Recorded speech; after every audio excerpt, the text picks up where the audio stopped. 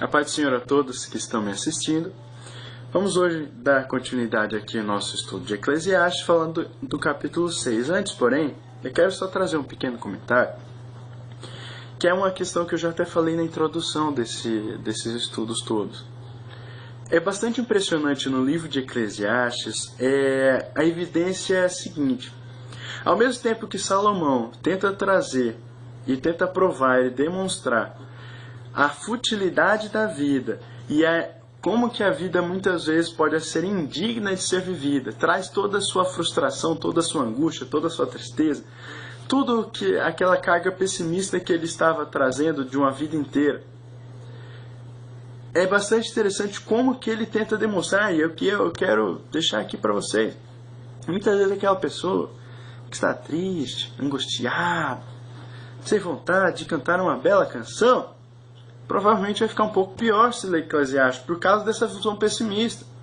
Mas há uma dicotomia bastante interessante, porque ao passo disso tudo, nós temos o Espírito Santo utilizando, inclusive, as palavras de Salomão, para demonstrar que isso tudo nada mais é do que um efeito trágico de se viver distante da presença de Deus, de se viver à parte da vontade de Deus, de se viver à margem da influência do Espírito Santo de Deus em nossas vidas.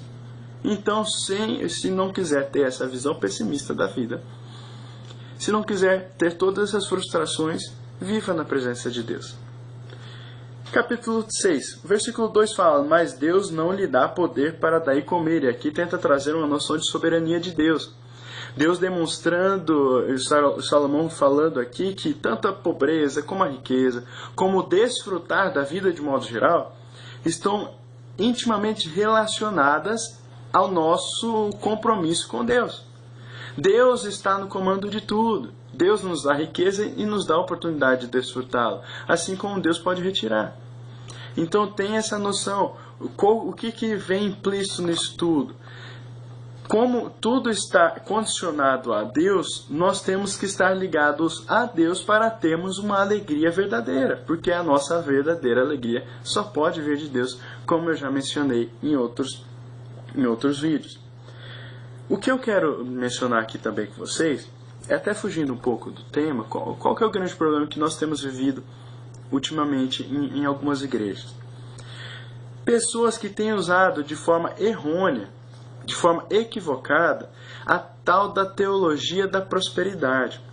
Eu quero deixar bem claro para vocês que eu acredito plenamente que Deus prospera, que Deus abençoa aquelas pessoas que são fiéis a Ele. Deus está conosco e Deus está aqui para nos ajudar. Qual que é o grande problema? Quando eu chamo as pessoas não para Deus, mas eu chamo as pessoas para as bênçãos de Deus. E aí é onde está o erro.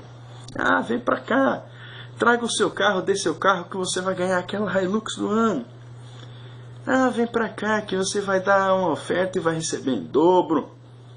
Ou eu vou um pouco além, e quem não concordar pode comentar aí embaixo falando que não concorda. A pessoa vem para cá, sabe aquele câncer que você tem? Ele vai ser retirado. Sabe aquele problema na saúde? Vai ser curado. Deus cura, eu acredito plenamente. Deus é médico dos médicos, Ele cura. Mas Ele também pode acontecer de não curar. Perguntem, é claro que não tem como perguntar, mas o apóstolo Paulo falou, ele tinha um espinho na carne, ele pediu 3 vezes para Deus tirar. Deus falou o que para ele? Minha graça te basta. Então qual que é o problema? Se você chama a pessoa para isso, para esse tipo de prosperidade, para a igreja, se por acaso ela não recebe, ela vai se frustrar.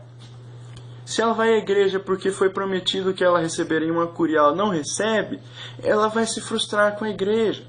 Se ela vai atrás de dinheiro, ela vai se frustrar. Por isso nós temos um multiplicar, inclusive, de ações judiciais contra igrejas, de pessoas que deram isso, deram aquilo e não receberam o que havia sido prometido. Enfim, qual que é o que nós temos que entender? Nós temos que falar que Deus abençoa? Temos. Mas o que é a nossa pregação? Falar que nós temos oportunidade, através de Deus, de termos a vida eterna, porque Ele mandou o Seu Filho para morrer naquela cruz, para ressuscitar e me dar a oportunidade de vida eterna. O resto é consequência. Isso daqui é o principal. Entre os versículos 3 e 6 fala ainda que vivesse 2 vezes 1000 anos. O versículo 6 que fala isso. E aqui Salomão tem o seguinte raciocínio: se não existe felicidade na vida terrena, quanto maior a sua adoração, pior a vida. É tão pessimista a visão de Salomão aqui que ele chega a trazer a seguinte comparação: essa pessoa que é infeliz seria melhor que ela tivesse nascido morta. Usa o termo aborto em algumas traduções. É um pouco forte, mas o que ele quer trazer é de como que a nossa vida aqui, ela não é nada fora da presença de Deus. Como a nossa vida aqui é realmente inútil e vaidade fora da presença de Deus. O que nós temos que fazer, que nós temos que saber? Muito embora tenhamos muitas possibilidades de ter alegria aqui na nossa vida terrena, não vivemos para esse mundo. À luz da eternidade, o que importa então é que vivamos para Deus. E para finalizar, entre os versículos 7 e 9, Salomão vem trazendo mais algumas frustrações dele. Eu quero mencionar o versículo 7, que tem uma tradução que fala: trabalhamos duro para alimentar o apetite, mas nunca estamos satisfeitos. Nada parece preencher plenamente.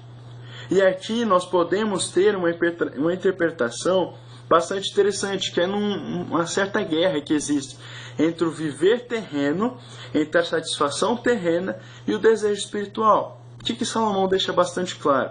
Você pode ter todas as melhores coisas aqui na terra. Você sempre sentirá um vazio, sentirá como se não estivesse completo, se não viver na presença de Deus. Tem uma frase bastante conhecida de um romancista russo, Dostoiévski. Nem sei se é assim que fala, mas eu achei interessante. Dostoiévski fala: há no homem um vazio do tamanho de Deus. Todos já devem ter ouvido essa frase, porque é uma verdade. O que fica bastante claro?